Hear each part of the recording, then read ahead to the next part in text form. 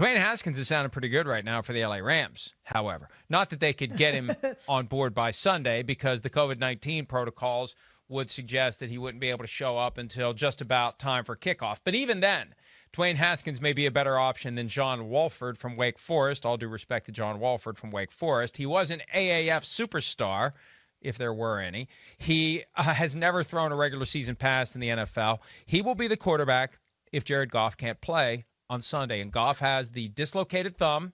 We confirmed last night that there is a fracture. He's being evaluated by Dr. Stephen Shin. Kind of strange that a guy named Shin would be a thumb guy, but that's a different story altogether. Shin treated Breeze last year for his thumb issue that knocked him out for 5 weeks. The question is, what can Goff do?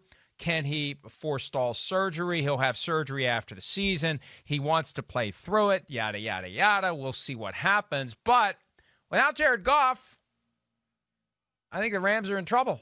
Although I've already seen the groundswell from that pro-Sean McVay media clique where they're already saying, well, it is McVay and this Wolford guy, hey, he kind of likes him. He wouldn't be on the team if he didn't like him, and maybe this is a chance for McVay to show that he can do it with other quarterbacks. Good, prove it. And then it shows how wrong it was for you to have Jared Goff signed to a contract that pays him $33.5 million a year, Charean. Yeah, that's exactly right, Mike. And all I know is the games they've lost, Goff has made really big mistakes that have cost them. And, maybe John Wolford comes in and doesn't make those mistakes, but he's certainly not going to make those big plays either. This is a lot to ask for a guy who's never played in the NFL. But I don't know what you do with Goff after this. I don't expect him to play Sunday. I don't know how you play with a broken thumb. I just don't see that happening. If you could play with a broken thumb, maybe the break's in a different point, but I would have thought that Drew Brees would have been the guy to play through that, and he couldn't play through it. So, we'll see what the second opinion says about surgery. We know he needs surgery, but when he needs surgery, and if he needs it now, he's out for the year. But Goff's future very much is in doubt, and this is a big chance now for John Wolford, if he gets to play, to come in and maybe prove that he can be the guy next year for the Rams. My guess would be, and I've yet to crunch the numbers and assess the cap charges and the other consequences, the Rams presumably in the same type of predicament that the Eagles are with Carson Wentz.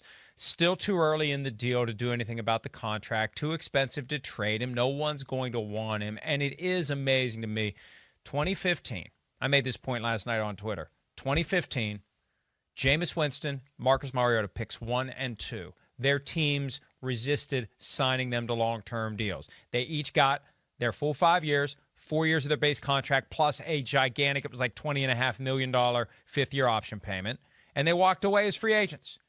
1 year later, Goff at 1, Wentz at 2. They both get second contracts after 3 years. And with Wentz, I get it, because Wentz played really well. He was an MVP candidate in 2017, and then he's just lost it. It's unprecedented that an NFL quarterback that you assume, okay, you put him in the category of franchise guy, that he just loses it.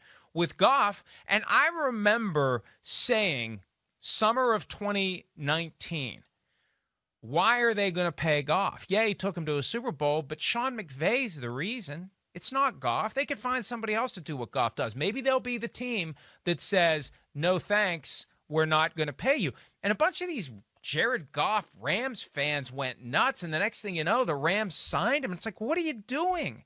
I said this earlier today, that if sorry about that, that if you would put $33.5 million on the table and say either Jared Goff or Sean McVay get it, Jared Goff is not the guy I'm giving it to. I'm giving it to Sean McVay.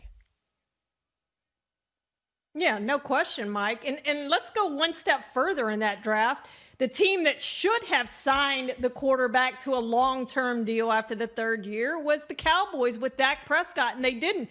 And that contract was then compared to what Goff and what Wentz got. The Cowboys said, we're not paying that, and now they are where they are. So you had three teams completely screw up the contracts of the quarterbacks from that draft that year. It's just amazing to me that it worked out like that for those three teams. Hi, I'm Mike Tirico, and thanks for watching. Make sure to hit subscribe for the latest news and highlights from NBC Sports.